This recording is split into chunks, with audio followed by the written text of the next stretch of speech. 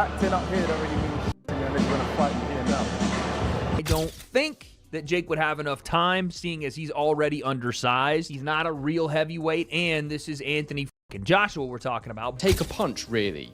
If he takes a big punch from Jake Paul, if he gets hurt in any way by Jake Paul, if he doesn't absolutely ice Jake Paul within a few rounds of this 8-round scheduled bout, well then it really affects his credibility. Tension exploded at the press conference when Anthony Joshua confronted Jake Paul over what he felt was disrespect. Joshua didn't hide his anger, calling out Paul's comments and behavior right on the spot. The moment quickly turned the event into a heated face-off. The fiery press conference set the tone for a wave of reactions from boxing experts. Legendary trainer Barry McGuigan didn't hold back, warning that many seasoned fighters would feel real fear stepping in with someone like Jake Paul. With his decades of experience around some of the hardest punchers in the sport, McGuigan stressed that one solid punch can completely flip a fight, making this matchup far more dangerous than it might look on the surface. Show, some people are saying, you know, AJ's grabbing the bag. There's nothing wrong with that, because anybody else, if they got offered that kind of money, they would do it. So, yep. And some people are suggesting he might damage his legacy. Where do you sit with the decision of him taking that fight? And it's a professional 8-round fight as well. Yes, it's a highly dangerous fight for Jake Paul. I don't know what he's doing, unless they have done some sort of caveat or some sort of agreement that he says he's going to go easy on him, or he's not going to go flat out.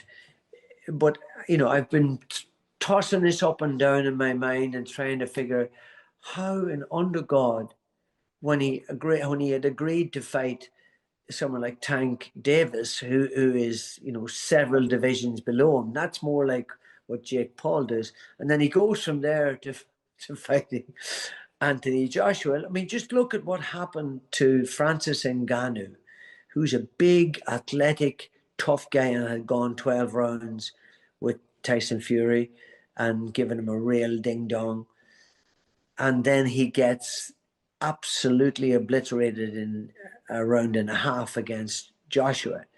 That shows you, despite the fact that he's been knocked out since by Daniel Dubois, who could knock out anybody, by the way, in any weight division or in any era of the heavyweight division. He's such a powerful guy; he could knock anybody out if he hits them properly. But you know, it just seems utter madness. And Wade from the Wade Concept podcast revealed that Jake Paul's secret weapon for the Joshua fight has already been uncovered. Paul has been sparring with several heavyweight partners to mimic Joshua's size, height, and style. These sessions help him get used to true heavyweight power while improving his timing and game plan.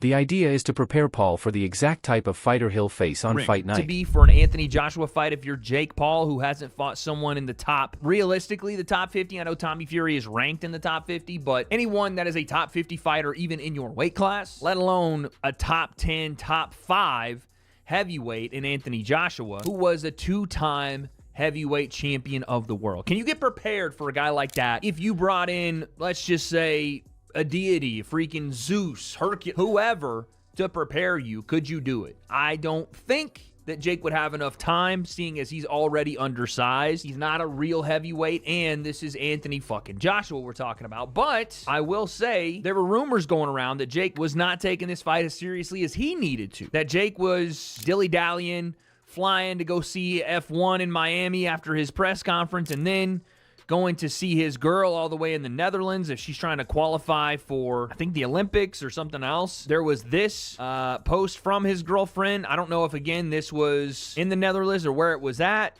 or maybe this is an old picture, but Jake flying around the world when he has a fight in about 4 weeks is probably not the greatest look, and it doesn't seem to make it look like he's taking it as serious as he needs to, locked away in the gyms of Puerto Rico. Now, again, that could have been a different picture. That could have been something else, but that's pretty shocking to see. With that being said, I want to push back on that because I do think Jake is taking this as seriously as he absolutely needs to, because this is not only the toughest fight of his career, it's the most dangerous to the longevity of his career, to his health and well-being. And so to do something like that, you need to bring in the best help possible to get ready. We already heard that Jake Paul was preparing for Anthony Joshua by sparring the guy that Anthony Joshua was about to fight in Cassius Chaney. This gentleman right here, who was 24-3 from B-More, aka the DMV, and apparently is a top 100 heavyweight, even though it doesn't say he's actually a top 100 heavyweight, but that was what he was being marketed as by Eddie Former Hearn pro and boxer and analyst Spencer Oliver shared a different angle on the upcoming fight. Speaking on a panel, he said this matchup is about more than just competition, it represents a major cultural moment in boxing. Oliver compared it to Muhammad Ali's era, when Ali took unexpected fights that drew huge attention outside the normal boxing crowd. He believes Joshua stepping in with Jake Paul could have a similar effect today. The fight could bring in viewers who don't usually watch heavyweight boxing, especially younger fans who follow Paul online.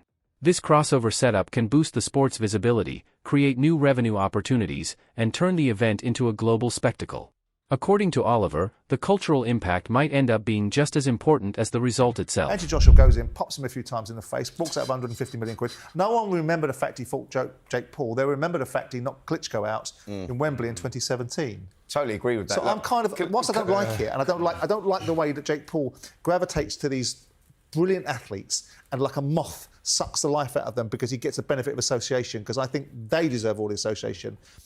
But he is a and there is opportunity there, isn't there? Listen, commercially, of course it works because it'll be huge and there'll be a load of money on the table. And for Anthony Joshua, it's like sort of, he's going to get rewarded very well with no risk, minimal risk, no risk at all. He's going to go in there and he may then put all this stuff to bed with Jake Paul and calling out all these different champions, etc., etc. So, of course it works. And when you're talking about, the credibility that Joshua's going to get, he's not going to get none now, but are people going to remember that? Of course they're not. Like, when he goes on to do what he does, didn't Muhammad Ali have some sort of strange fight in the middle of his career? Didn't he box? Yeah, he did. He boxed some non-boxing guy and whatnot. Like, people don't remember that. That's what I'm saying. Look, us as boxers, we don't remember stuff like that. It was replicated in Rocky. So, he did a version of Fighting Thunderlips, didn't he? So we all know that. Veteran analyst Gareth A. Davies raised serious concerns about the safety of this matchup. He pointed out the large weight gap and the massive difference in experience, saying the fight pushes the limits of what should be allowed in the ring. Davies warned that if Joshua lands clean early on, the consequences could be severe. While the idea of a social media star challenging an elite heavyweight attracts attention, he believes regulators and promoters need to make sure every safety measure is in place. Otherwise, the risks for both fighters, especially Paul, could be far too high. So, as I am with you, there is a danger in this fight. The odds are Joshua's 1-12, obviously. Jake Paul is 6-1. Yeah, to win this fight in a two-horse race in which this is a guy who lost to Tommy Fury, Tyson Fury's brother, in an 8-round fight. Who, for me, I wrote that it would damage his legacy a week ago. It will damage his legacy for several reasons. If the Deontay Wilder fight never emerges, which it looks like it isn't, I've been calling for that fight for ages. If those two got in a ring together, it's still a massive fight. It's a dangerous fight to sanction, in my view. It sets the wrong precedent. It is 10-ounce gloves. It is a boxing match. It's not an exhibition. This isn't a 58-year-old Mike Tyson. This is one of the most dangerous finishers in the world, who is probably 5 levels above Jake Paul and a weight division above him. I think it's irresponsible to let those two in a ring together in a proper boxing match. That's my view. It doesn't damage his bank balance, but if he earns $70 million for this, are we